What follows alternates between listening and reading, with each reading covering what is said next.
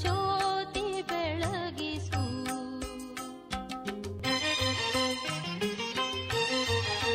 ನಮಸ್ಕಾರ ಪ್ರಿಯ ವೀಕ್ಷಕರೇ, ಜ್ಞಾನ ಜ್ಯೋತಿಗೆ ಕಾರ್ಯಕ್ರಮಕ್ಕೆ ನಿಮಗೆಲ್ಲ ಸ್ವಾಗತ. ನಿನ್ನೆ ಒಂದು ಸೂಕ್ಷ್ಮವಾದ ವಿಚಾರ ಬಗ್ಗೆ ನಾವು ತುಂಬ ಚರ್ಚೆ ಮಾಡಿದ್ವಿ. ಕಂಪ್ಯಾರಿಸನ್ ಎಷ್ಟು ಡೇಂಜರಸ್ ಇದೆ, ಎಷ್ಟು ನಮ್ಮನ್ನು ಕೆಳಮಟ್ಟಕ್ಕೆ ತೊಗೊಂಡು ಹೋಗುತ್ತೆ, ಇನ್ಫೀರಿಯಾರಿಟಿ ಕಾಂಪ್ಲೆಕ್ಸ್ ಎಲ್ಲ ಶುರು ಆಗುತ್ತೆ. ಇದ್ರ ಬಗ್ಗೆ ಎಲ್ಲ ಸಾಕಷ್ಟೆಲ್ಲ ಚರ್ಚೆ ಮಾಡಿದ್ವಿ. ಸೊ ಈ ಥರ ಒಂದು ಟೆಂಪ್ಟೇಷನ್ ಏನು ಶುರು ಆಗುತ್ತೆ, ಆವಾಗ ಸ್ವಲ್ಪ ನಾವು ಕಂಟ್ರೋಲ್ ಮಾಡೋದು ತುಂಬ ಕಷ್ಟ ಅನಿಸುತ್ತೆ. ಒಂದು ಸ್ಕೂಲೇ ಇರ್ಬೋದು, ಈ ಇಂಟರ್ನ್ಯಾಷನಲ್ ಸ್ಕೂಲಿಗೆ ನಿಮ್ಮ ಮಕ್ಕಳನ್ನ ಅಡ್ಮಿಷನ್ ಮಾಡಿದರೆ ತುಂಬಾ ಇದನ್ನು ಬರುತ್ತೆ ಅಂಥೇಳಿ. ಸೊ ಇದೆಲ್ಲ ಬಂದಾಗ ನಮ್ಮಲ್ಲಿ ಆ ಭಯ ಶುರು ಆಗುತ್ತೆ. ನಾವು ಅದೇ ಲೆವೆಲ್ಗೆ ಹೋಗಬೇಕು, ನಾವು ಆ ಮಟ್ಟಿಗೆ ನಾವು ಇಳಿಬೇಕು, ಅದೇ ಮಟ್ಟಿಗೆ ಏರಬೇಕು. ಸೊ ಈ ಥರ ಎಲ್ಲ ಭಯ ಶುರು ಆಗುತ್ತೆ. ಸೊ ಈ ಭಯಕ್ಕೆ ಹಾಗೂ ನಾವು ನಮಗೆ ಸಿಗ್ತಾ ಇರುತ್ತೋ ಮೀಡಿಯಾ ಪ್ರೆಷರ್ ಅಥವಾ ಇನ್ಫ್ಲೂಯೆನ್ಸ್ ಅಥವಾ ಫ್ರೆಂಡ್ಸ್ ಪ್ರೆಷರ್, ಇದ್ರದ್ದು ರೋಲ್ ಏನಾದರೂ ಇದೆಯಾ, ಅದ್ರ ಬಗ್ಗೆ ಇವತ್ತು ನಾವು ಚರ್ಚೆನ ಮುಂದುವರಿಸೋಣ. ಅದ್ರ ಬಗ್ಗೆ ವಿಷಯವನ್ನು ಹೇಳಲಿಕ್ಕೆ ಮತ್ತೆ ನಮ್ಮೊಟ್ಟಿಗಿದ್ದಾರೆ ಬ್ರಹ್ಮಕುಮಾರಿ ಪ್ರತಿಭಾ ಅವರು. ಬನ್ನಿ ಅವರಿಗೆ ಸ್ವಾಗತಿಸೋಣ. ಸ್ವಾಗತ. ಓಂ ಶಾಂತಿ. ಬ್ರಹ್ಮಕುಮಾರಿ ಪ್ರತಿಭಾ ಅವರಿಗೆ ಸಾಕಷ್ಟೆಲ್ಲ ನಾವು ಪ್ರಶ್ನೆ ಕೇಳ್ತಾನೆ ಇದ್ದೀವಿ, ಅವರು ಉತ್ತರ ಕೊಡ್ತಾನೆ ಇದ್ದಾರೆ. ಇನ್ನು ಒಂದು ನಮ್ಮ ಪ್ರಶ್ನೆ ಅಂತಂದರೆ, ಕಂಪ್ಯಾರಿಸನ್ ಬಗ್ಗೆ ನೀವು ಹೇಳಿದ್ರಿ ಮಾಡ್ಕೋಬಾರ್ದು ಅಂತ ನಮಗೆಲ್ಲ ಗೊತ್ತಾಯಿತು. ಆದರೆ ಮನೆಗೆ ಹೋದ್ಮೇಲೆ ಟಿ ವಿ ಹಚ್ಚಿದ ಮೇಲೆ ಅದೇನೇನು ಶುರು ಆಯಿತು. ಸೊ ಇದನ್ನು ಬಿಟ್ಟು ನಾವು ಹೇಗಿರೋದಪ್ಪ ಅನ್ನೋ ಭಯ. ನ್ಯೂಸ್ ಪೇಪರ್ನಲ್ಲಿ ನೋಡ್ತೀವಿ, ಏನೋ ಇರುತ್ತೆ, ಅದನ್ನು ನಾವು ತೊಗೋಬೇಕು. ನೀವು ಬೇಡ ಅಂತ ನೀವು ಹೇಳ್ತೀರಿ, ಕಂಪ್ಯಾರಿಸನ್ ಬೇಡ ಅಂತ ನೀವು ಹೇಳ್ತೀರಿ. ಸೊ ಅದೊಂಥರ ಭಯ ಶುರು ಆಗಿಬಿಡ್ತು. ಏನು ಮಾಡೋದು ಈಗ? ನಮ್ಮ ವ್ಯಕ್ತಿತ್ವ ನಿರ್ಮಾಣ ಆಗುವಾಗ ನಮ್ಮಲ್ಲಿ ಫೀಡಿಂಗ್ ಕೇವಲ ನಮ್ಮ ತಂದೆ ತಾಯಿ ಹೇಳೋ ಮಾತು ಅಥವಾ ಕತೆಗಳು, ನಮ್ಮ ಮೈಥಾಲಜಿಕಲ್ ಸ್ಟೋರೀಸ್, ಅಂದರೆ ನಮ್ಗೆ ಸಿಗ್ತಾ ಇರೋ ಇನ್ಫಾರ್ಮೇಷನ್, ಟಿ ವಿ ಇರ್ಬೋದು, ನ್ಯೂಸ್ ಪೇಪರ್ ಇರ್ಬೋದು, ಇಂಟರ್ನೆಟ್ ಇರ್ಬೋದು, ಅಥವಾ ನಮ್ಮ ವಿದ್ಯಾಭ್ಯಾಸದಿಂದ, ನಮ್ಮ ಎಜುಕೇಷನ್ದಿಂದ, ನಮ್ಮ ಫ್ರೆಂಡ್ಸಿಂದ, ಚರ್ಚೆಗಳಿಂದ, ಡಿಸ್ಕಷನ್ಗಳಿಂದ ನಮ್ಗೆ ಸಾಕಾಗಷ್ಟು ಇನ್ಫಾರ್ಮೇಷನ್ ಸಿಗುತ್ತೆ. ಆ ಇನ್ಫಾರ್ಮೇಷನ್ ಹಾಗೂ ಪ್ಲಸ್ ಮೀಡಿಯಾದಿಂದ ಬೇಕಾದಷ್ಟು ಇನ್ಫಾರ್ಮೇಷನ್ ಇದೆ, ನಮಗೆ ಬೇಕಾದಷ್ಟು ನಮಗೆ ಸಿಗುತ್ತೆ ಸಮಾಚಾರಗಳು. ಹಾಗೆ ಅಷ್ಟಲ್ಲದೆ ನಮ್ಮಲ್ಲಿ ಕೆಲವೊಂದು ಪಾಸ್ಟ್ ಎಕ್ಸ್ಪೀರಿಯನ್ಸಸ್ಸು ಇದೆ. ನಾವು ಭೂತಕಾಲದಲ್ಲಿ ನಾವೇನು ಎಕ್ಸ್ಪೀರಿಯನ್ಸ್ ಮಾಡಿದ್ದೀವಿ, ಏನು ಅನುಭವಗಳನ್ನು ಮಾಡಿದ್ದೀವಿ, ಅದು ಕೂಡ ನಮ್ಮ ಭಯಕ್ಕೆ ಎಲ್ಲೋ ಒಂದು ಕಡೆ ಕಾರಣ ಆಗಿರುತ್ತೆ. ಮತ್ತು ಮೀಡಿಯಾ ಇನ್ಫ್ಲೂಯೆನ್ಸ್ ಅಂತೂ ಇದ್ದೇ ಇದೆ. ಇವತ್ತು ನೋಡ್ರಿ, ಹಾರರ್ ಶೋಗಳನ್ನು ಅಷ್ಟೊಂದು ತೋರಿಸ್ತಾ ಇರ್ತಾರೆ ಟಿ ವಿಗಳಲ್ಲಿ. If not particular horror show also, there is so much of violence in films. ಆಮೇಲೆ ಇನ್ನು ಸ್ಥೂಲ ವೈಲೆನ್ಸ್ ಫಿಲಮ್ಸಲ್ಲಿ ಜಾಸ್ತಿ ಇರುತ್ತೆ. ಈಗಿನ ಸೀರಿಯಲ್ಸಲ್ಲಿ ಏನಿರುತ್ತೆ, ಜಲಸಿ, ಹೆಟ್ರೆಡ್, ಸಮ್ವೇರ್ ಡಿಸ್ಬಿಲೀಫ್, ಒಬ್ರನ್ನೊಬ್ರು ಬಿಲೀಫ್ ಮಾಡಲ್ಲ, ಸಂಶಯ, ಒಬ್ಬರ ಬಗ್ಗೆ ಒಬ್ಬರಿಗೆ ಈರ್ಷೆ, ದ್ವೇಷ, ತಿರಸ್ಕಾರ, ಇವೆಲ್ಲ ಇದ್ದಾಗಲೇ ಒಂದು ಡ್ರಾಮಾ ಅಂತ ಕ್ರಿಯೇಟ್ ಮಾಡಿರ್ತಾರೆ. ಸಮ್ವೇರ್ ನಾವು ಅದನ್ನೆಲ್ಲ ಕಲಿತು ಅದನ್ನೆಲ್ಲ ಆ್ಯಕ್ಚುಲಿ ನೋಡಿ ಅದು ಕಂಟಿನ್ಯೂಯಸ್ ಆಗಿ ಅದನ್ನು ನಾವು ವೀಕ್ಷಿಸಿದಾಗ ಅದು ವಿತ್ ಲಾಟ್ಸ್ ಆಫ್ ಇಂಟ್ರೆಸ್ಟ್ ಅದು ನಮ್ಮಲ್ಲಿ ಅಂದರೆ ಒಂದು ಭಾವ ಬರ್ತಾ ಹೋಗುತ್ತೆ. ಮತ್ತು ಅದು ಹೇಗಾಗುತ್ತೆ ಅಂತಂದರೆ ಆ್ಯಕ್ಚುಲಿ ನಮ್ಮಲ್ಲದು ಗೊತ್ತಿಲ್ಲದಾಗೇ ಅದು ಸೇರ್ಕೊಂಡ್ಬಿಟ್ಟಿರತ್ತೆ. ಆಮೇಲೆ ಇದನ್ನೆಲ್ಲ ನೋಡಿದಾಗ, ಅಥವಾ ನಮ್ಮಲ್ಲಿ ಬಂದಿಲ್ಲ ಅಂತಲೂ ಅಂದ್ಕೊಳ್ಳಿ, ಆ ಭಾವನೆಗಳು ಬರಲಿಲ್ಲ, ಆ ಒಂದು ನೆಗೆಟಿವಿಟಿ ಬರಲಿಲ್ಲ, ಅಟ್ಲೀಸ್ಟ್ ನಮ್ಮಲ್ಲಿ ಭಯ ಆದರೂ ಬರುತ್ತೆ. ಮೋಸ್ಟ್ ಆಫ್ ದ ಪೀಪಲ್ ಭಯ ಏನು ಅಂತಂದರೆ, ಇದು ಹೀಗೂ ಇರುತ್ತಾ ಜಗತ್ತಿನಲ್ಲಿ, ಹೀಗೂ ಸಾಧ್ಯ ಇದೆಯಾ, ಈ ಥರನೂ ನಡೆಯುತ್ತಾ, ಈ ಥರನೂ ಘಟನೆಗಳಾಗುತ್ತಾ ಅಂತ ಭಯ. Unnecessary. It may not happen everywhere. ಆ ಟಿ ವಿಯಲ್ಲಿ ಫಿಲಮಲ್ಲಿ ತೋರಿಸುವಂಥ ಸೀನು ಅದು ರಿಯಲ್ ಲೈಫಲ್ಲಿ ಆಗಬೇಕು ಅಂತಿಲ್ಲ, ಅಥವಾ ಆಗ್ತಿದ್ರೂ ಕೂಡ ಎಲ್ಲೋ ಒಂದು ಕಡೆ ಆಗ್ತಾ ಇರುತ್ತೆ. Not in everybody's life, in each and every place, in each and every situation. But ನೋಡುವಂಥವರ ಮನಸ್ಸಿನಲ್ಲಿ ಆ ಫಿಯರ್ ಯಾಕೆ ಬರುತ್ತೆ ಅಂತಂದರೆ, ಅದು ಭಾವನೆ ಮೂಡುತ್ತೆ, ಸಂಶಯ ಮೂಡುತ್ತೆ, ಇದು ಆದರೆ ಆಗಬಹುದು, ಮತ್ತು ಆಗಲಿಕ್ಕೆ ಚಾನ್ಸಸ್ ಇದೆ, ಅಥವಾ ಆದರೆ ಹೇಗೆ, ನನ್ನಲ್ಲೂ ಆದರೆ ಹೇಗೆ. ನಾನು ತುಂಬ ಸಾರಿ ನೋಡೋದನ್ನೇ, ನಮ್ಮಲ್ಲಿ ಎಷ್ಟು ನಾವು ಈ ಮೀಡಿಯಾ ಎಕ್ಸ್ಪೋಜರ್ ಇರುತ್ತೆ, ನ್ಯೂಸು ಆಗಲಿ ಯಾವುದೇ ಆಗಲಿ, ನಾವು ಮೋಸ್ಟ್ಲಿ ಈ ಒಂದು ಎಂಟರ್ಟೈನ್ಮೆಂಟ್ ಹೆಸರಿನಲ್ಲಿ ನಾವೇನು ಈ ಥರದ ಒಂದು ವಾಯ್ಲೆನ್ಸ್ ಇರೋದು. ಅಂದರೆ violence in the sense not only physical violence. Violence ಅಂದರೆ ನಾವು ಒಬ್ಬರನ್ನೊಬ್ಬರೇನು ಈ ಥರ ಭಾವನೆಗಳಿಂದ ಏನು ಒಬ್ರನ್ನೊಬ್ರು ಸಾಯಿಸ್ತಾ ಇದ್ದೀವಿ ಅಥವಾ ಒಬ್ರನ್ನೊಬ್ರು ಹತ್ತಿಕ್ತಾ ಇದ್ದೀವಿ, ತುಳಿತಾ ಇದ್ದೀವಿ, ಈರ್ಷ್ಯೆ, ದ್ವೇಷ, ಇದು ಕೂಡ ವೈಲೆನ್ಸನ್ನೇ. ಅದು ಈ ವೈಲೆನ್ಸ್ ನಾವೇನು ಅಬ್ಸರ್ವ್ ಮಾಡ್ತಾ ಇದ್ದೀವಿ, ಇದೆಲ್ಲೋ ಒಂದು ಕಡೆ ನಮ್ಮ ಮನಸ್ಸಲ್ಲಿ ಈ ಅನೇಕ ಥರದಿಂದ ಭಯ ಉತ್ಪನ್ನ ಮಾಡ್ತದೆ. ಇವನ್ ನಾವು ಆಗಲೇ ಏನು ಈವ್ ಟೀಸಿಂಗ್ ಎಲ್ಲ ತೊಗೊಂಡಿದ್ವಿ, ಆಗಲೂ ಹುಡುಗಿಯರಿಗೆ ಅದೆಲ್ಲ ಟಿ ವಿ ಫಿಲಮ್ ಅದೆಲ್ಲ ನೋಡಿದಾಗ ಹೀಗೂ ನಡೀತದಲ್ಲ, ಸೊ ಆಲ್ವೇಸ್ ಇದು ಯಾವಾಗಲೂ ಆಗ್ಬೋದು, ಸೊ ಅಂತ ನಾವೇ ನೆಗೆಟಿವ್ ವೈಬ್ರೇಷನ್ಸನ್ನು ಕೊಡ್ತಾ ಇರ್ತೀವಿ, ಕ್ರಿಯೇಟ್ ಮಾಡ್ತೀವಿ. ಆ್ಯಕ್ಚುಲಿ ಕೊಡೋದಂತಂದ್ರೇನು, ವಿ ಕೀಪ್ ಕ್ರಿಯೇಟಿಂಗ್. ಸೊ ಅಷ್ಟಲ್ಲದೆ ನಮ್ಮ ಪಾಸ್ಟ್ ಎಕ್ಸ್ಪೀರಿಯನ್ಸಸ್ಸು ಇದೆ. ಮೀಡಿಯಾದಂತೂ ತುಂಬಾ ಇವತ್ತು ಇನ್ಫ್ಲೂಯೆನ್ಸ್ ಈ ರೀತಿ ಆಗ್ತಾ ಇದೆ. ಸುಮಾರು 1.5 ವರ್ಷದ ಹಿಂದೆ ಒಂದು ಸಿನಿಮಾ ಬಂತು ನೋಡಿ, 2011 ಅಂತ ಹೇಳಿ.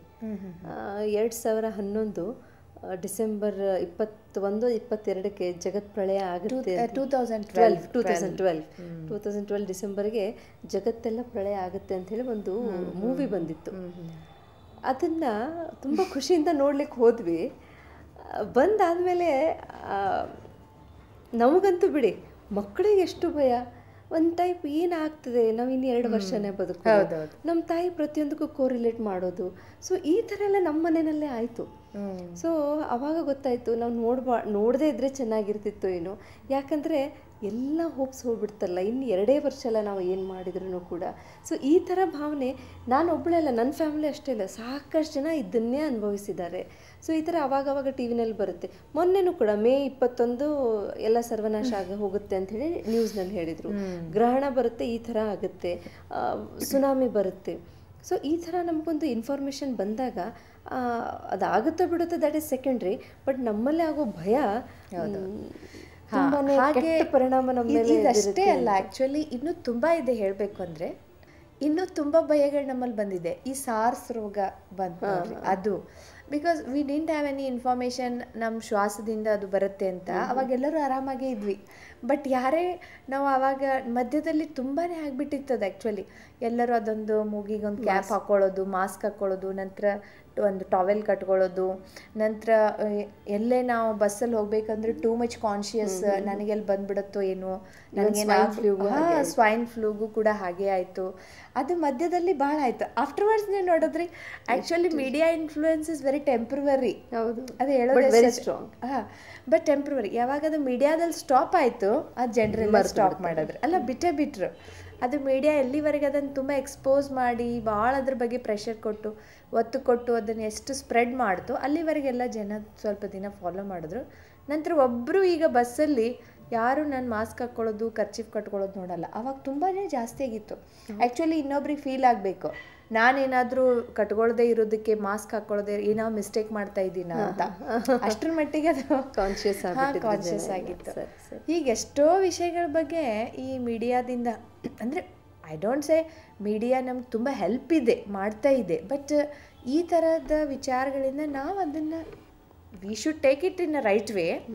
ಅದನ್ನು ಹೇಳಿದ್ದು ಆ್ಯಕ್ಚುಲಿ ನಮ್ಮ ಸೇಫ್ಟಿಗಾಗಿ, ಬಟ್ ನಾವು ಅದನ್ನು ಭಯ ಅಂತ ತಗೊಳ್ತೀವಲ್ಲ, ನಮ್ಗೆ ಆ ಸಂಸ್ಕಾರ ಆಗಿದೆ, ನಮ್ಗೆ ರೂಢಿಯಾಗಿದೆ. ಮತ್ತು ಇನ್ನೊಂದು ಮೀಡಿಯಾದಲ್ಲೂ ಕೂಡ ಅದನ್ನು ಹೇಳುವಾಗ ಅದನ್ನು ಭಯ ಹುಟ್ಟಿಸೋ ರೀತಿಯಲ್ಲಿ ಪ್ರೊಜೆಕ್ಟ್ ಮಾಡೋಕ್ಕಿಂತ ನಾವು ಹೇಗೆ ಸೇಫಾಗಿ ಅದನ್ನು ಫೇಸ್ ಮಾಡಬೇಕು ಅನ್ನೋ ಥರ ಪ್ರೊಜೆಕ್ಟ್ ಮಾಡಿದ್ರೆ, ಜನರ ಎದುರುಗಡೆ ಆ ಪ್ರೊಜೆಕ್ಷನ್ ಇಟ್ಟಾಗ, ಮಾಡಿಸಿದಾಗ ಅದು ಇನ್ನೂ ಸೇಫ್ ಆಗಿರುತ್ತೆ. ವಿದೌಟ್ ಅಂದರೆ will be careful, but there is no need to fear ಅಂತ. ಈಗ ನಾವು ಒಬ್ಬ ಗಾಡಿ ಹೊಸದಾಗಿ ಕಲಿತಾ ಇರುವಂಥ ಮಗುವಿಗೆ, ಈಗ ನಮ್ಮ ಮಗುವಿಗೆ ಅದನ್ನ ಕಲಿಸ್ಲೇಬೇಕು ಅಂತ ನಿಮ್ಗೆ ಇಂಪಾರ್ಟೆನ್ಸ್ ಅದ್ರ ಬಗ್ಗೆ ಇತ್ತು, ಸ್ವಿಮ್ಮಿಂಗ್ ಆಗಲಿ ಕೆಲವೊಂದು ವಿಷಯಗಳು. ಆಗ ನೀವು ಮಕ್ಕಳಲ್ಲಿ ಅವ್ರಿಗೆ ಭಯ ಇದ್ದರೂ ಕೂಡ ನೀವು ಅದನ್ನು ತೆಗಿತೀರಿ. ಆ್ಯಕ್ಚುಲಿ ಇಲ್ಲ, ನೀನು ಕಲಿ, ಯಾಕಂದರೆ you know its importance, he needs it. ಈಗ ಡೈಲಿ ಸ್ಕೂಲಿಗೆ ಅಥವಾ ಕಾಲೇಜ್ಗೆ ಆತ ಹೋಗಬೇಕು ಸೈಕಲ್ ಮೇಲೆ, ಮೋಟರ್ ಸೈಕಲ್ ಮೇಲೆ, ಅಂದರೆ you can not give a lift daily. ಅದಕ್ಕೆ ಅವ್ರು ಸೆಲ್ಫ್ ಡಿಪೆಂಡೆಂಟ್ ಇರಲಿ, ಇಂಡಿಪೆಂಡೆಂಟ್ ಇರಲಿ ಅಂತ ನೀವು ಕಲಿಸ್ಬೇಕು ಅಂದರೆ ಅವ್ರಿಗೆ ಭಯ ಇದ್ದರೂ ಕೂಡ ನೀವು ಅದನ್ನು ತೆಗಿತೀರಿ. ಯಾಕಂದ್ರೆ ನೀವು ಅದನ್ನು ತೆಗೆದು ಹಾಕ್ರಿ, ಇಲ್ಲ I am there, nothing will happen, even if he falls at once, when he falls and he gets hurt, ನೀವು ಅದು ಏನೂ ಆಗಿಲ್ಲ, ಏನು ದೊಡ್ಡ ವಿಷಯ ಇಲ್ಲ, ಈಗ ಸದ್ಯ ಅದು ಗಾಯ ಹೋಗ್ಬಿಡತ್ತೆ, ನಾನು ಡ್ರೆಸ್ಸಿಂಗ್ ಮಾಡ್ತೀನಿ ಅಂತ. So in the same way we have to project things in the right way, ಅದು ಕೂಡ ಇದೆ. ಮೀಡಿಯಾದ್ದು ಕೂಡ ಇದೊಂದು ಆ್ಯಕ್ಚುಲಿ ಇದೊಂದು ಮೇನ್ ಡ್ರಾಬ್ಯಾಕ್ ಅಲ್ಲ, ಇದೊಂದು actually no they have to have this responsibility. It is the main responsibility to project the things in the right way. When you are keeping the rings, we have to give information, but when we are while projecting ನಾವೇ ತುಂಬ ಭಾವನೆಗಳನ್ನು, ಉದ್ವೇಗ, ಆತಂಕ ಈ ರೀತಿ ನಾವು ಹೇಳಿದಾಗ ಅದು ಜನರಿಗೆ ಆತಂಕ ಅವ್ರು ಕ್ಯಾಚ್ ಮಾಡ್ತಾರೆ and they leave that information. ಹಾಗಾಗತ್ತೆ ಅಂದ್ರೆ ಭಾವನೆಯನ್ನು ಜಲ್ದಿ ಕ್ಯಾಚ್ ಮಾಡ್ತಾರೆ, ಬಿಕಾಸ್ ಹೇಳೋರು ಆ ಭಾವನೆಯಿಂದ ಹೇಳ್ತಿರ್ತಾರಲ್ಲ, that information is lost and they are not practising that information. They mainly take that emotion. Media influence ಎಷ್ಟು ನಮ್ಮ ಮೇಲೆ ಇನ್ಫ್ಲೂಯೆನ್ಷಿಯಲ್ ಆಗಿ ಕೆಲಸ ಮಾಡುತ್ತೆ ಅಂತ ಗೊತ್ತಾಯಿತು. ಸಿಂಪಲ್ಲಾಗಿ ಹೇಳಿದ್ವಲ್ಲ, ಆ ಮೂವಿ ಬಗ್ಗೆ ಇರ್ಬೋದು, ಆಮೇಲೆ ರೀಸೆಂಟಾಗಿ ಆದಂಥ ಇನ್ಸಿಡೆಂಟ್ಸ್ ನಾವು ನೋಡಿದರೆ ಅಲ್ಲಿ ಫ್ಲಡ್ ಬಂತು, ಇಲ್ಲಿ ಫ್ಲಡ್ ಬಂತು ಅಂಥೇಳಿ ಇಲ್ಲಿ ಮಳೆ ಆಗೋಕ್ಕೆ ಶುರು ಮಾಡಿದರೆ ನಮಗೆ ಭಯ ಶುರು ಆಗೋದು. ಸೊ ಈ ಥರ ಅವ್ರು ಹೇಳೋ ರೀತಿನ ನಾವು ತೊಗೋತೀವಿ ವಿನಃ ಮ್ಯಾಟರನ್ನು ನಾವು ಯಾವ ಥರ ಅದನ್ನು ಫೇಸ್ ಮಾಡಬೇಕನ್ನೋ ನಾವು ತಿಳ್ಕೊಳ್ಳಲ್ಲ. ಸೊ ಅದರಿಂದ ನಾವು ಭಯಭೀತರಾಗ್ತೀವಿ. ಅದರ ಅವಶ್ಯಕತೆ ಇಲ್ಲ ಅಂತ ಹೇಳಿದರು. ಇನ್ನೊಂದಿಷ್ಟು ಕೆಲವೊಂದು ಭಯಗಳಿರುತ್ತೆ. ಫಸ್ಟ್ ಟೈಮ್ ನಾವು ಏನೇ ಮಾಡಬೇಕಂದ್ರೂ, ಫಸ್ಟ್ ಟೈಮ್ ನಾವು ಸೀಶೋರ್ಗೆ ಹೋಗಬೇಕಾದ್ರೂ ಭಯ, ಬೋಟ್ನಲ್ಲಿ ಹೋಗಬೇಕಾದ್ರೆ ಭಯ, ಯಾವುದೊಂದು ಎತ್ತರದ ಆಬ್ಜೆಕ್ಟಿಗೆ ಹೋಗಬೇಕಾದ್ರೆ ಭಯ, ಏನೋ ಫಸ್ಟ್ ಟೈಮ್ ಮಾಡಬೇಕಾದ್ರೆ ಒಂಥರ ಭಯ ಇರುತ್ತೆ. ಕತ್ಲಲ್ಲಿ ಹೋಗ್ಲಿಕ್ಕೆ ಭಯ, ಒಬ್ಬರೇ ಹೋಗ್ಲಿಕ್ಕೆ ಭಯ. ಸೊ ಈ ವೆರೈಟೀಸ್ ಆಫ್ ಭಯಕ್ಕೆ ಏನು ಮಾಡಬೇಕು? ಈಗ ತೊಗೊಂಡ್ರಿ ಭಯಗಳು ತುಂಬ ರೀತಿಯಲ್ಲಿ, ವೆರೈಟಿ ರೀತಿಯಲ್ಲಿ ನಮ್ಮ ಜೀವನದಲ್ಲಿ ತುಂಬಿಕೊಂಡಿದೆ. ಅದಕ್ಕೆ too many of us are not living our dreams because we are living fear ಅಂತ. ನಮ್ಮ ಡ್ರೀಮ್ಸನ್ನು ನಾವು ಫುಲ್ಫಿಲ್ ಮಾಡೋಕ್ಕೆ ಯಾಕೆ ಆಗ್ತಾ ಇಲ್ಲ ಅಂದರೆ ನಮ್ಮ ಭಯದಲ್ಲೇ ನಾವು ಜೀವನ ಮಾಡ್ತಾಯಿದ್ದೀವಿ. ಸೊ ಈ ಥರ ಅನೇಕ ಥರದ ಕೆಲವು ಭಯಗಳೇನಿದೆ, some come due to past experience. ಈಗ ನಾನು ಬಸ್ಸಲ್ಲಿ ಹೋಗಿದ್ದೀನಿ ಒಂದು ಸಾರಿ, ಆ KSRTC ಬಸ್ಸಲ್ಲಿ ಹೋದಾಗ ನನಗೆ ಆಕ್ಸಿಡೆಂಟ್ ಆಯಿತು. ನಾನು ಇನ್ನೊಂದು ಸಾರಿ KSRTC ಬಸ್ಸೇ ಹತ್ತಲ್ಲಪ್ಪ ಅಂತ ನಾವು ನಿರ್ಣಯ ಮಾಡ್ಕೊಂಡ್ಬಿಡ್ತೀವಿ. ಒಂದು ಚೌಕಟ್ಟು, ಒಂದು ಚೌಕಟ್ಟು ಹಾಕ್ಕೊಂಡು, ಒಂದು ಫ್ರೇಮ್ ಹಾಕ್ಕೊಂಡು, ಒಂದು ಕನ್ಸೆಪ್ಟೇ ನಮ್ಮದು ಕ್ರಿಯೇಟ್ ಮಾಡ್ಕೊಂಡ್ಬಿಟ್ವಿ. But actually it is impossible ಅಲ್ಲ. ನಾವು ನಮ್ಮಂತ ಅಂದರೆ ನಾವು ನಮ್ಮ ಏರಿಯಾಸ್, ನಾವು ಬದುಕೋ ಏರಿಯಾಗಳಲ್ಲಿ ನಾವು ಬಸ್ಸಲ್ಲಿ ಟ್ರಾವೆಲ್ ಮಾಡಲೇಬೇಕು. ಸೊ ಆಮೇಲೆ ಅಥವಾ ಭಯ ಆಲ್ವೇಸ್, ಇದರಲ್ಲಿ ಹೋದರೆ ಹಾಗೆ ಆಗುತ್ತೇನೋ ಅಂತ. ಹಾಗೆ ಎಷ್ಟೋ ವಿಷಯಗಳು ಬರುತ್ತೆ. ನಾವು ಏನಾದರೂ ಒಂದು ಮಾಡೋಕ್ಕೆ ಹೋಗ್ತೀವಿ ಅಥವಾ ಯಾವುದೋ ಒಂದು ಎಕ್ಸ್ಪೀರಿಯೆನ್ಸ್ ಆಗುತ್ತೆ, ಆವಾಗ ನಮ್ಮಲ್ಲಿ ಭಯಗಳು ಸೇರ್ಕೊಳ್ತಾ ಹೋಗುತ್ತೆ due to past experience also. ಆಮೇಲೆ ಇನ್ನು ಸಣ್ಣ ಪುಟ್ಟ ವಿಷಯಗಳಲ್ಲೂ ಕೂಡ ಇಷ್ಟೆಲ್ಲ ಭಯ ಇರೋದಕ್ಕೆ ಇದೆ. ಅನೇಕ ರೀತಿಯ ಚರ್ಚೆ ಮಾಡಿರ್ತೀವಿ, ಅನೇಕ ಇನ್ಫಾರ್ಮೇಷನ್ಗಳನ್ನು ಕೇಳಿರ್ತೀವಿ. ಇನ್ನು ಕೆಲವು ಸಾರಿ ನಾವು ಹೇಳ್ಬೋದು ಆಧ್ಯಾತ್ಮಿಕ ರೀತಿಯಲ್ಲಿ ನಾವು ನೋಡಿದಾಗ, ಇನ್ನು ಕೆಲವ್ರಿಗೆ ಪಾಸ್ಟ್ ಲೈಫ್ಸಿಂದ ಬಂದಿರತಕ್ಕಂಥ ಇಂಪ್ರೆಷನ್ಸ್ ಅಂತ ನಾವು ಹೇಳ್ತೀವಿ. ಅದನ್ನು impressions in the sub conscious mind. ಆ ಸಬ್ ಕಾನ್ಷಿಯಸ್ ಮೈಂಡಲ್ಲಿ ಕೆಲವು ಇಂಪ್ರೆಷನ್ಸ್ ಉಳ್ಕೊಂಬಿಟ್ಟಿರುತ್ತೆ. ಆ ಇಂಪ್ರೆಷನ್ಸ್ ಏನು ಉಳ್ಕೊಂಬಿಟ್ಟಿರುತ್ತೋ ಅದು ಕೂಡ ಎಷ್ಟೋ ಸಾರಿ ಈ ರೀತಿ ಜಾಗೃತ ಆಗಿಬಿಡುತ್ತೆ ಸಮ್ಟೈಮ್ಸ್. ಈಗ ನೋಡ್ರಿ, ನಾವು ಕಾನ್ಷಿಯಸ್ಲಿ ಅದ್ರ ಬಗ್ಗೆ ಇಲ್ಲ, ನಿದ್ದೆಯಲ್ಲೂ ಕೂಡ ಎಷ್ಟೋ ಜನ ಎದ್ದೇಳ್ತಾರೆ ಭಯಭೀತರಾಗಿ. ಅದಕ್ಕೆಲ್ಲ ನಮ್ಮ ಸಬ್ ಕಾನ್ಷಿಯಸ್ ಮೈಂಡಿನಲ್ಲಿ ಇರ್ತಕ್ಕಂಥ ಫಿಯರ್ಸ್ ಅಥವಾ ಪಾಸ್ಟ್ ಎಕ್ಸ್ಪೀರಿಯನ್ಸಿನ ಒಂದು ಛಾಪ್ ಏನು ಉಳಿದಿದೆಯಲ್ಲ, ಇಂಪ್ರೆಷನ್ ಏನು ಉಳಿದಿದೆಯಲ್ಲ, ಅದು ಮೂಲ ಕಾರಣ ಆಗುತ್ತೆ. ಸೊ ಅದನ್ನು ಕೂಡ ನಾವು ಇಲ್ಲಿ ವರ್ಕೌಟ್ ಮಾಡಬೇಕಾಗತ್ತೆ. Again it comes that I have to work very deeply on myself. ಈ ಅನೇಕ ಥರದ ಭಯಗಳನ್ನು ನಾವು ತೆಗಿಬೇಕಂದ್ರೆ ನನ್ನ ಮೇಲೆ ನಾನು ಇನ್ನೂ ಜಾಸ್ತಿ ವರ್ಕ್ ಮಾಡಬೇಕು. ನನ್ನ ಪಾಸ್ಟ್ ಎಕ್ಸ್ಪೀರಿಯನ್ಸಸನ್ನು ನಾನು ಇಲ್ಲಿ ಒಂದು ಏನಾದರೂ ಒಂದು ಒಳ್ಳೆ ಅದರಲ್ಲಿ ಥಿಂಗ್ ಇದ್ದರೆ ಅದನ್ನು ತೊಗೊಂಡು ಅದನ್ನು ಡೆಫಿನೆಟ್ಲಿ ಕಂಪ್ಲೀಟಾಗಿ ಅದನ್ನು ಮರೆತು ನಾನು ಹೊಸದಾಗಿ ಸ್ಟೆಪ್ ಇಡಬೇಕಾಗತ್ತೆ. ಸೊ ಇಯರ್ ನನ್ನ ಎಷ್ಟೋ ಸಾರಿ ಇನ್ನು ನಾವು ನೋಡೋಕ್ಕೆ ಹೋದ್ವಿ ಅಂತಂದರೆ ನಮ್ಮ ಸ್ವಂತ ಬಿಲೀಫ್ ಸಿಸ್ಟಮನ್ನು ನಮ್ಮ ಭಯಕ್ಕೆ ಕಾರಣ ಆಗುತ್ತೆ. ಬಿಲೀಫ್ ಸಿಸ್ಟಮ್, ನಾವು ಏನೇನೋ ಬಿಲೀಫ್ಸ್ ಇಟ್ಕೊಂಡಿವಿ, ಕನ್ಸೆಪ್ಟ್ಸ್ ಇಟ್ಕೊಂಡಿವಿ, ಮಿತ್ಸ್ ಇಟ್ಕೊಂಡಿದ್ದೀವಿ, ಏನೇನೋ ತಿಳ್ಕೊಂಡಿದ್ದೀವಿ ನಾವು. ಆ್ಯಕ್ಚುಲಿ ಭಯ ಬರಬೇಕಂದ್ರೆ ಎಷ್ಟೋ ವಿಷಯದ ಬಗ್ಗೆ, ಈಗ ನಾವೇ ಈಗ ಒಂದು ಸಾರಿ ಇದಕ್ಕೋ ಸಮುದ್ರ ದಂಡೆಯಲ್ಲಿ ಹೋಗಿದ್ವಿ. ಆ ಟೈಮಲ್ಲಿ ಒಂದು ಪಾಸ್ಟ್ ಎಕ್ಸ್ಪೀರಿಯನ್ಸ್ ಒಬ್ಬರದು ಏನಂತಂದರೆ ಅಲ್ಲಿ ಹೋದಾಗ ಒಬ್ಬರು ಸಡನ್ನಾಗಿ ಡೆತ್ ಆಗಿದ್ದು. So somebody else remembered it. We wanted to Go inside the go water. inside and be there for some time, but somebody remembered. ನಮಗೇನು ಎಕ್ಸ್ಪೀರಿಯನ್ಸ್ ಇಲ್ಲ, ನನಗೆ ಭಯ ಇಲ್ಲ, but they have it. So they are not allowing us also. ಹೀಗೆ ಅಂದರೆ past ಎಕ್ಸ್ಪೀರಿಯನ್ಸಿನ ಭಯ ಎಷ್ಟು carry forward carry forward ಮಾಡಿದೆ ಅಂದರೆ it is not allowing me to enjoy ನಾವ್. Every time it is not necessary that the same thing repeats with every person, but still ನಮ್ಗೆ ಅದು ಭಯ ಇದೆ. ನಮಗೆ ಅಂದರೆ ಅದು ಈಗ ಪ್ರಾಕ್ಟಿಕಲ್ ನೋಡ್ರಿ, it is not allowing me to enjoy the nature, the beauty of nature. ಆ ನೇಚರಿನ ಸಮೀಪತೆ ಅನುಭವ ನಮಗೆ ಮಾಡೋಕ್ಕೆ ಆಗಲೇ ಇಲ್ಲ. ಹಾಗೆ ಎಷ್ಟೋ ಸಾರಿ ಜೀವನದಲ್ಲಿ ನಾವು ಎಷ್ಟೋ ಈ ರೀತಿ ಪಾಸ್ಟ್ ಎಕ್ಸ್ಪೀರಿಯನ್ಸಸ್ನ ಭಯಗಳನ್ನು ಇಟ್ಕೊಂಡಾಗ ನಮಗೆ ವರ್ತಮಾನದಲ್ಲಿ ಸಿಗ್ತಕ್ಕಂತಹ ಏನು ಒಳ್ಳೆತನ ಇದೆಯೋ ಅಥವಾ ಒಂದು ಸೊಲ್ಯೂಷನ್ಸ್ ಇರ್ಬೋದು, ಅಥವಾ ಏನಾದರೂ ನಮಗೆ ಎದುರುಗಡೆ ವ್ಯಕ್ತಿಯಿಂದ ಒಂದು ಶಿಕ್ಷಣ ಇರ್ಬೋದು, ಶೇರಿಂಗ್ ಆಫ್ ಎಕ್ಸ್ಪೀರಿಯನ್ಸ್ ಇರ್ಬೋದು, ಮತ್ತು ಅವರ ಅನುಭವಗಳನ್ನು ನಮ್ಮ ಜೀವನದಲ್ಲಿ ತಂದ್ಕೊಳ್ಳೋದಕ್ಕೆ ಅಥವಾ ಅವರಿಂದ ಕಲಿಯೋದಕ್ಕೆ ಏನಾದರೂ ಅವಕಾಶ ಇರ್ಬೋದು, ಅದನ್ನೆಲ್ಲ ನಾವು ಕಳ್ಕೊಂಡ್ಬಿಡ್ತೀವಿ ಭಯ ಇಟ್ಕೊಂಡಾಗ. ಈಗ ಫಾರ್ ಎಕ್ಸಾಂಪಲ್ ತಗೊಳ್ರಿ, ಒಬ್ಬ ವ್ಯಕ್ತಿಯಿಂದ ನಾನು ಸಿಂಗಿಂಗ್ ಕಲಿಬೇಕಾಗಿದೆ ಅಥವಾ ಏನೋ ಒಂದು ಕಲಿಬೇಕಾಗಿದೆ, ಡ್ಯಾನ್ಸ್ ಕಲಿಬೇಕಾಗಿದೆ ಅಥವಾ ಏನೋ ಒಂದು ಕಲೆ, ಎನಿ ಆರ್ಟ್ ಕಲಿಬೇಕಾಗಿದೆ. ಆ ವ್ಯಕ್ತಿಯ ಬಗ್ಗೆ ಈಗಾಗಲೇ ನಿಮಗೆ ಪ್ರೀ ಕನ್ಸೆಪ್ಷನ್ ಕೊಟ್ಬಿಟ್ಟಿದ್ದಾರೆ, ಯಾರು ಈಗಾಗಲೇ ಪ್ರೆಜುಡಿಸ್ ಹುಟ್ಟಿಸಿ ಬಿಟ್ಟಿದ್ದಾರೆ, ಅಂದರೆ ಹೇಳಿಬಿಟ್ಟಿದ್ದಾರೆ. They have some experience with them and they have told you the past experience and may be I too had some past experience with some other person. ಅಂದರೆ ಆ ಒಂದು ಡೀಲಿಂಗ್ದಲ್ಲಿ ಅಥವಾ ಅವ್ರ ಜೊತೆಗಿದ್ದಾಗ ಸಮ್ ಬ್ಯಾಡ್ ಫೀಲಿಂಗ್ ಉಳ್ಕೊಂಡ್ಬಿಟ್ಟಿದೆ.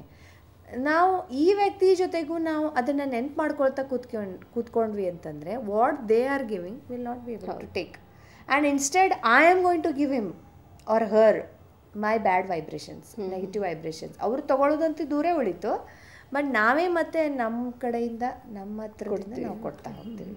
ಸೊ ಈ ಥರ ಈ ಅನೇಕ ರೀತಿಯ ಸಣ್ಣ ಪುಟ್ಟ ಭಯಗಳು ನೀವೇನು ಕೇಳಿದ್ರಿ, ಇದೆಲ್ಲದಕ್ಕೂ ಈ ರೀತಿ ಕಾರಣ ಆಗುತ್ತೆ. ಹಾಗಿದ್ರೆ ಈ ಥರದ ಭಯಗಳಿಂದ ನಾವು ಹೇಗೆ ಹೊರಗೆ ಬರ್ಲಿಕ್ಕೆ ಸಾಧ್ಯ ಇದೆ? ಒಂದು ಕತ್ಲೆ ಭಯ ಇರ್ಬೋದು, ಹೇಳಿದ್ನಲ್ಲ, ಒಂದು ಮೆಟ್ಲ್ ಮೇಲೆ ಹತ್ತಿ ಹೈಟೆಡ್ ಆಬ್ಜೆಕ್ಟ್ಸ್ ಮೇಲೆ ಹೋಗೋದಿರ್ಬೋದು, ಒಬ್ಬರೇ ಪ್ರಯಾಣ ಮಾಡೋದಿರೋದು, ಈ ಥರ ಎಲ್ಲ ನೀವು ಹೇಳಿದ್ರೆ ಪಾಸ್ಟ್ ಎಕ್ಸ್ಪೀರಿಯನ್ಸ್ ಇರ್ಬೋದು ಅಥವಾ ತಮ್ಮಷ್ಟಕ್ಕೆ ತಾವೇ ಕಲ್ತ್ಕೊಂಡಿದ್ದಿರ್ಬೋದು. ಇದೇನೋ ಸರಿ, ಈಗಾಗಲೇ ಅವರು ಭಯ ಅನುಭವಿಸ್ತಿದ್ದಾರೆ, ಈಗಾಗಲೇ we are facing it. So ಈಗ ಆ ಭಯದಿಂದ ಹೇಗೆ ಹೊರಗೆ ಬರಬೇಕು? ಅದ್ರಾಗೆ ಏನಾದರೂ ಸ್ಪೆಷಲ್ ಪ್ರಾಕ್ಟೀಸ್ ಅಂತ ಏನಾದರೂ ಇದೆಯಾ? ನೋಡಿ, ಇದಕ್ಕೇನು ಸ್ಪೆಷಲ್ ಪ್ರಾಕ್ಟೀಸ್ ಅಂತ ಏನಿರಲ್ಲ. Just we have to train our mind ಅಷ್ಟೇ.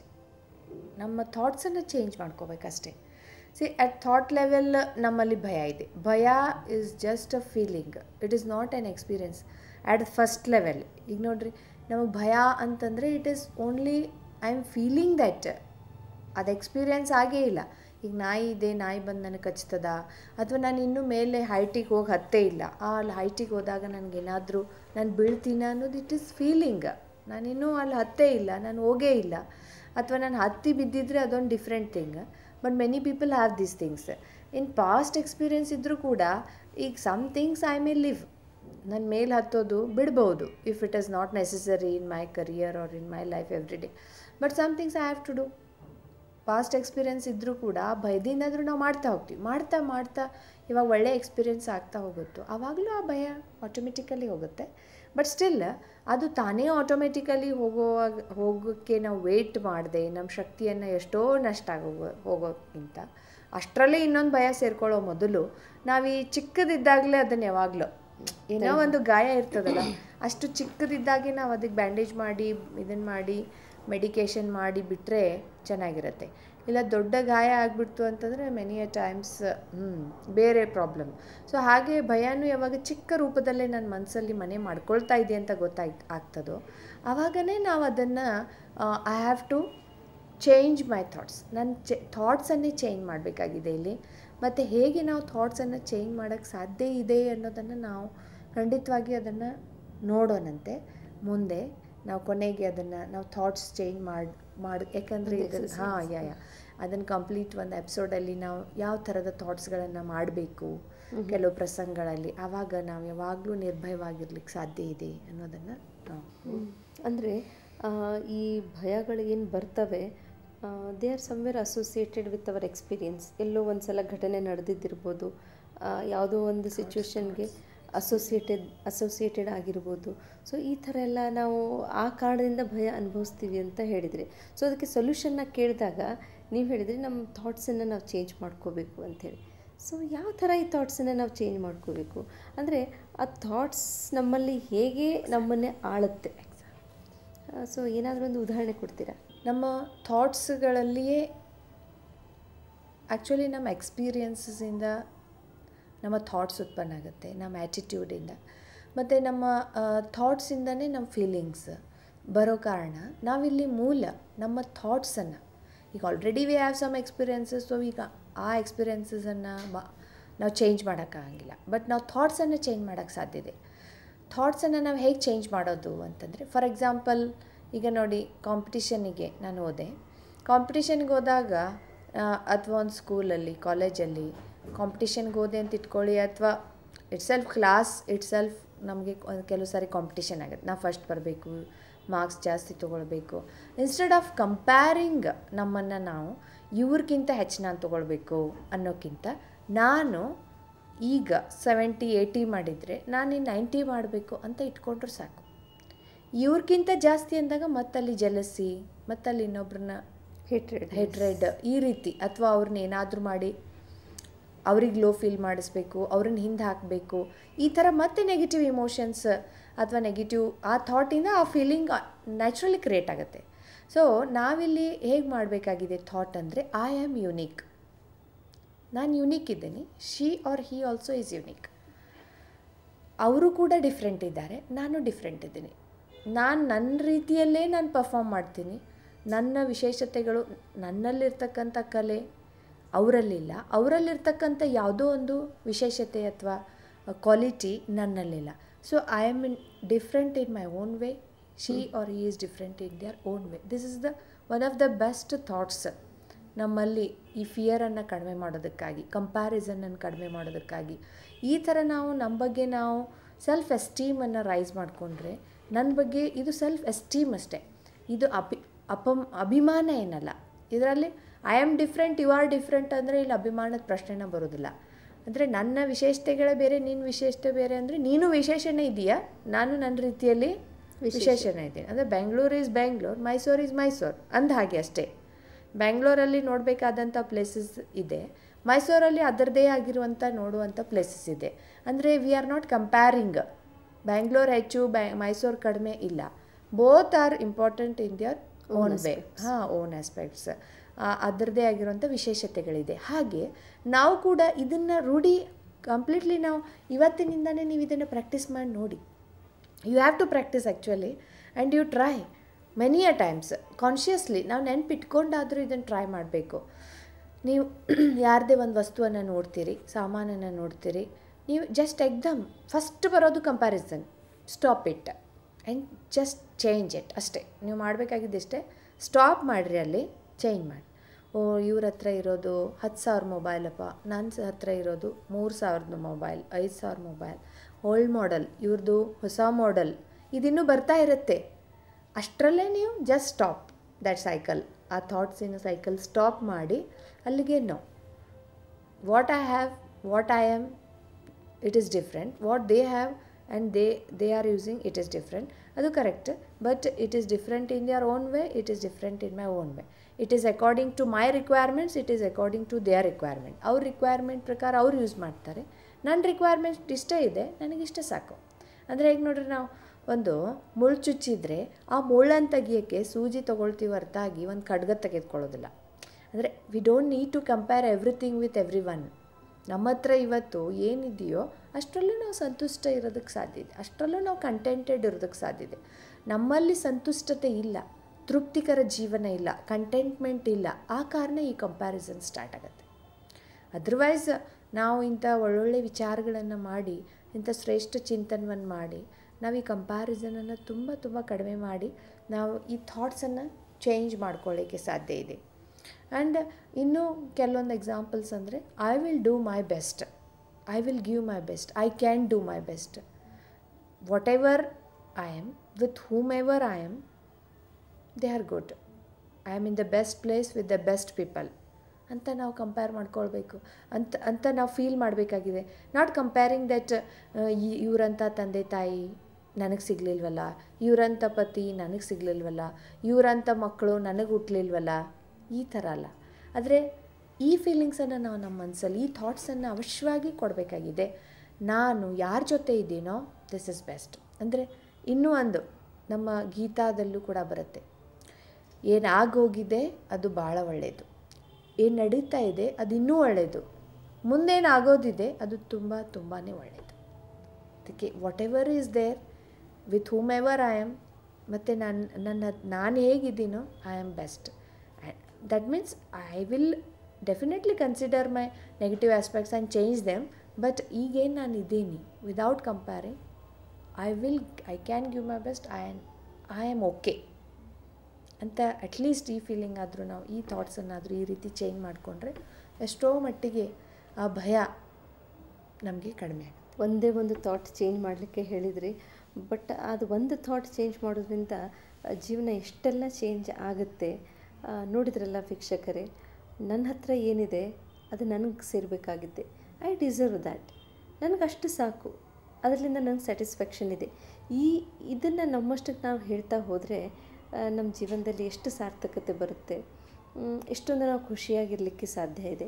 ಬೇರೆದವರ ಹತ್ರ ಇರೋದು ನೋಡಿ ಅದು ನನ್ನ ಹತ್ರ ಇಲ್ಲ ಅಂಥೇಳಿ ಕೊರಗೋಕ್ಕಿಂತ ನನ್ನ ಹತ್ರ ಇಷ್ಟೊಂದಿದೆ ಅಂಥೇಳಿ ನಾವು ಖುಷಿ ಪಡೋದ್ರಲ್ಲಿ ಎಷ್ಟು ಸುಖ ಇದೆ. ಆ ಭಯನ ನಾವು ಹೇಗೆ ಓಡಿಸ್ಬೋದು ಇದನ್ನೆಲ್ಲ ವಿಸ್ತಾರವಾಗಿ ಹೇಳಿಕೊಟ್ರು. ನಿಮಗೂ ಎಲ್ಲ ಇದನ್ನ ಪ್ರಾಕ್ಟೀಸ್ ಮಾಡಿ ಒಂದು ಈ ಭಯ ಅನ್ನೋ ಒಂದು ಶಕ್ತಿಯನ್ನು ನಾವು ಹೊರ ಹೋಗಿಸ್ಲಿಕ್ಕೆ ಸಾಧ್ಯ ಇದೆ ಅಂತ ಅನ್ಕೋತೀನಿ. ಲೆಟ್ ಅಸ್ ಪುಟ್ ಪಾಸಿಟಿವ್ ಎನರ್ಜಿ. ಈ ಥಾಟ್ ಪ್ರೊಸೆಸ್ ಬಗ್ಗೆ ಇನ್ನೂ ವಿಸ್ತಾರವಾಗಿ ಮಾತಾಡೋರಿದ್ದೀವಿ, ಮಿಸ್ ಮಾಡ್ಕೊಳ್ಬೇಡಿ. ಆ ಎಪಿಸೋಡನ್ನು ನೋಡೋಣ. ಒಂದು ಥಾಟ್ನಿಂದ ಎಷ್ಟೆಲ್ಲ ಚೇಂಜ್ ಮಾಡಲಿಕ್ಕೆ ಸಾಧ್ಯ ಇದೆ. ಸೊ ನಮ್ಮ ಇಡೀ ಥಾಟ್ ಪ್ರೊಸೆಸ್ಸನ್ನು ನಾವು ಚೇಂಜ್ ಮಾಡಿದರೆ ಎಷ್ಟು ಒಳ್ಳೇದು ನಮಗೆ ಆಗೋದಿದೆ. ಸೊ ಇನ್ನು ಒಂದು ವಿಷಯ ಬಗ್ಗೆ ನಮ್ಮ ಚರ್ಚೆ ಇದೆ, ಸಾವಿನ ಬಗ್ಗೆ ಭಯ. ಮುಂದಿನ ಸಂಚಿಕೆಯಲ್ಲಿ ನಾವು ಡಿಸ್ಕಷನ್ ಮಾಡ್ತಾ ಇರೋದು ಅದೇ ಚಾಪ್ಟರ್. ಇವತ್ತಿಗೆ ಇಲ್ಲೇ ಮುಗಿಸೋಣ. ನಮಗೆ ತಮ್ಮ ಸಮಯ ಕೊಟ್ಟು ಇಲ್ಲಿ ಸ್ಟುಡಿಯೋಗೆ ಬಂದಿದ್ದಾರೆ, ಅವರಿಗೆ ವಂದಿಸೋಣ. ಬ್ರಹ್ಮಕುಮಾರಿ ಪ್ರತಿಭಾ ಅವರಿಗೆ ವಂದನೆಗಳು. ವೀಕ್ಷಕರೇ, ಇನ್ನೊಂದು ಎಪಿಸೋಡ್ ಆದಮೇಲೆ ನಾವು ಹೇಳ್ತೀವಿ ಥಾಟ್ ಪ್ರೊಸೆಸ್ ಹೇಗೆ ನಾವು ಮ್ಯಾನೇಜ್ ಮಾಡಬೇಕು ಅಂಥೇಳಿ. ಮುಂದಿನ ಎಪಿಸೋಡ್ನಲ್ಲಿ ಕಾಯ್ತಾ ಇರಿ. ಸಾವಿನ ಬಗ್ಗೆ ಭಯ ಏಕೆ, ಹೇಗೆ, ಹಾಗೆ ಇದನ್ನು ಹೇಗೆ ಕಂಟ್ರೋಲ್ ಮಾಡೋದು, ಇದ್ರ ಬಗ್ಗೆ ಚರ್ಚೆ ಮಾಡೋಣ. ಅಲ್ಲಿವರೆಗೆ ನಮಸ್ಕಾರ.